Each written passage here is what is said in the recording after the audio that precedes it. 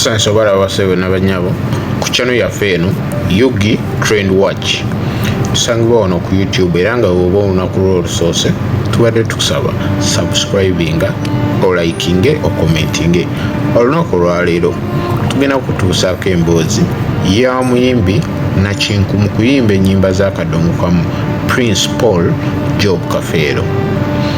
Nga tetunnatandika badde tusaba tuviire ddala ndowooza gye byabadde tugenda kutunuulira enkayana, obutakkaanya wamu n'ebigambo ebibadde biyitingana mu famire n'ab'eŋŋanda n'ab'emikwano wamu n'abakyala ab'omuyimbi ono Prince Paul Job Kafeero. Tugenda kutandikira emabega ddala emyaka nga 13, 15 emabega ensonga zino zonna gye zaava. Tugenda kutandika ne vidiyo ng'amawulire gano gaafulumira ku Bukedde TV olunaku May nga 22 omwaka 2013 era olunaku olwo mikwano gy'omuyimbi ono Paul Job Kafeero bali bagenze okumujjukira bukyanga wali wayiseewo emyaka 6 bukyanga yali yakafa.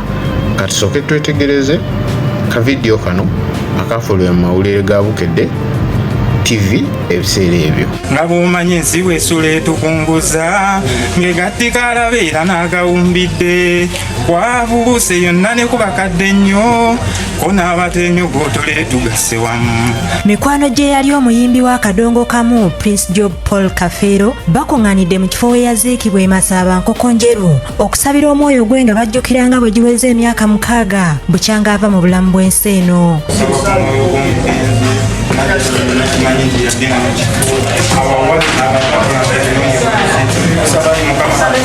Ekyewuunyisa nti mu kusaba tewabaddewo mukulembeze wa ddiini yenna nga beeronzeemu omu abakulembeddemu n'oluvannyuma ne balongoosa amalaalo ge n'okusaawa olujja lw'ennyumba mwe yaziikibwa ng'omu ku mikwano gy'omugenzi bw'annyonnyola. Tujjukira olunaku lwe yafiirako era tugenda ewaabwe ne tulima ebijja. So tetukikola Kafeero yekka ne buli memba munnakisenge bw'afa olunaku yafiirako twalina okukola ki omujjukira. Kati era nolwakafeero tutuuka tulina okujja ne tukola ki ne tukola omukolo guno gw'okulima ebijja. Bwe kityo nno kwalinawo n'atalina esiba etabanguka tewaba gyewuguma.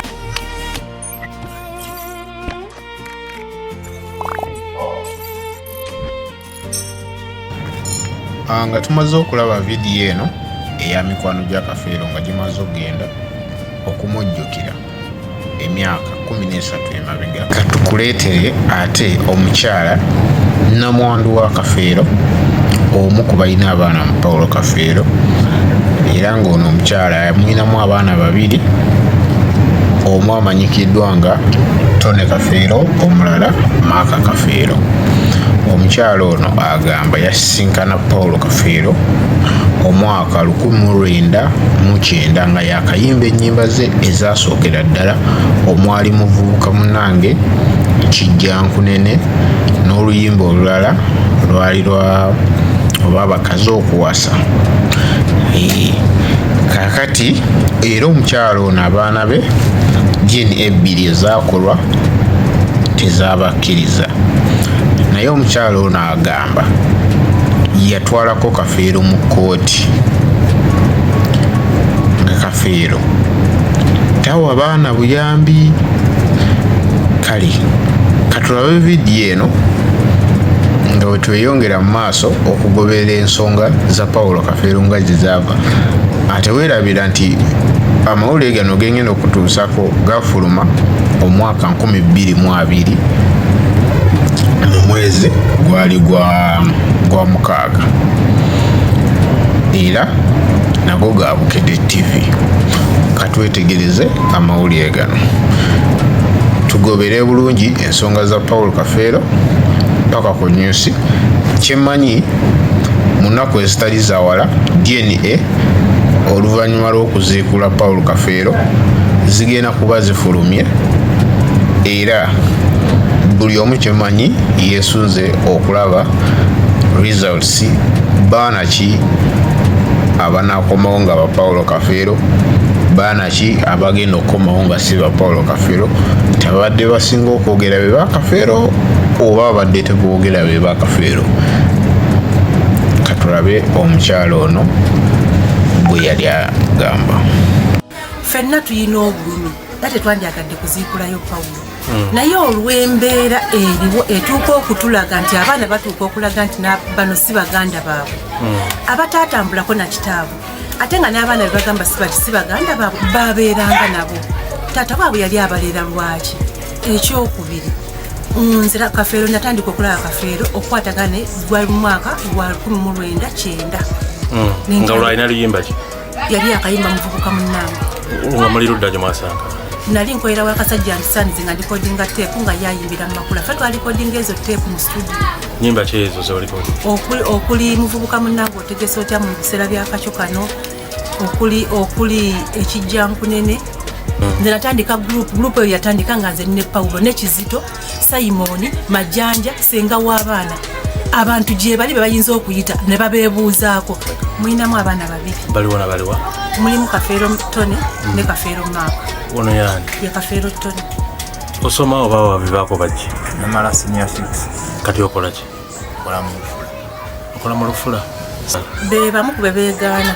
Omulala gwe bagamba nti si mwana we y'ono Maka Kafeero yadda ku Tone Kafeero. Ono yamala senior 6 omulimu nga tewali n'atuuka okugenda mu kulisa ebyaku kuba atandika okwetika amatunda. N'awulira ng'ekifuba kimuluma kwe kumukyusiza omulimu atandika okukola wa mu Lufula. Ate munne oli akola Maka abadde avuga taxi wano ku Northern Bypass. Mwana wa Kafeero adda ku ono. Mwana wa Kafeero adda ku Tone. Ffe twasigala e Masaba nga tetulina kyakulya. Kuziika Kafeero. Kuziika Kafeero. N'amabugo gonna ba president ge baweereza. Ani naani abaweereza? Owekitiibwa President Museveni, owekitiibwa Kano Besigye, omugenzi Ssebaana Kizito, owekitiibwa Sempijja mu Masaka, meeyo we ebyo ebiseera bya meeyo e Masaka, n'owekitiibwa Muyanja Ssennyonga baweereza ssente ne bazirambulula. Tetwalaba wadde ekikulu. Bazikwasangana. Tetumanyi gwe bakwasa ssente. Kwezi essaawa twali mu maziga. Abaana badde baweerera ota? Abaana waliwo omwami gwe bayita Kano Boogere, muganda wa mwami Erika Yanja. Yasooka n'ankwasizaako omwaka n'amala n'akivaamu. Tubadde nga ndya looni n'ensasulira abaana. Nze ndi mukyala asiba enviiri ewandegeya, mbadde ndya looni n'emmala n'ensasulira abaana ne basoma. Obulumi we buli ntobye n'abaana ekika tekiriyo wadde okuba ekikumi ekivaayo. Amayumba abo bennyini be badde bagasoloozaamu. Ab'ekika? Abo abaana abana.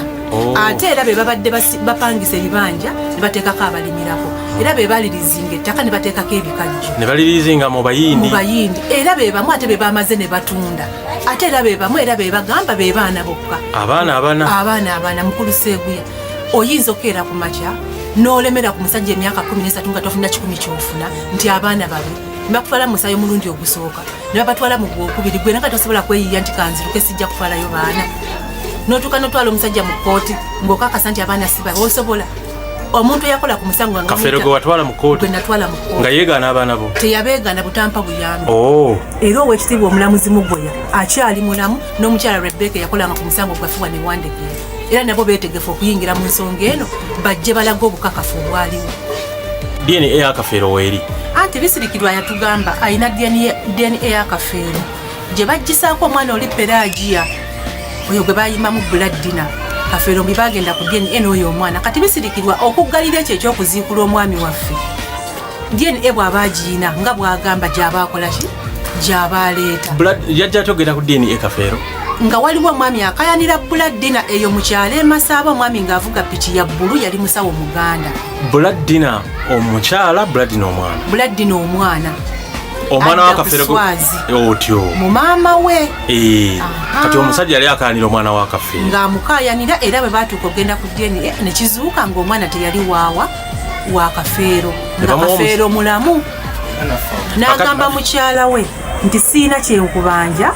Tewali kiki kwata buli kyowira kyoyagala twala omwana ewa. Yego yayimbamu oluyimba Buladina? Yego yayimbamu oluyimba Buladina. Yali tazaala mbudu ng'alemeddwa okuzza kwoyo Swazi. Ne basalawo okutambulako mu byekinnansi. Mu byekinnansi gye baatambula ye waava oyo omwana. omusajja natandika okujja ng'ayimba ayogera ku mwenge nti oyo nno mwana wange ffe tuzaala mu bagagga ffe tuzaalira baka abagagga beepanka bwepansi. Kafeero n'abiwulira. Kafeero ne babimugamba. N'atagenda kutabuka na mukazi we wabula yakwata bukwasi mwana n'amutwala ku ddeni okuzuula ekituufu. Bwe yakizuula n'akomawo n'amugamba n'otwala omwana ewa taatawe. Weewava okwawuka naakwe ne maama wa Swazi. So kwe kumukubamu n'oluyimba ate Brand. Kumukubamu oluyimba.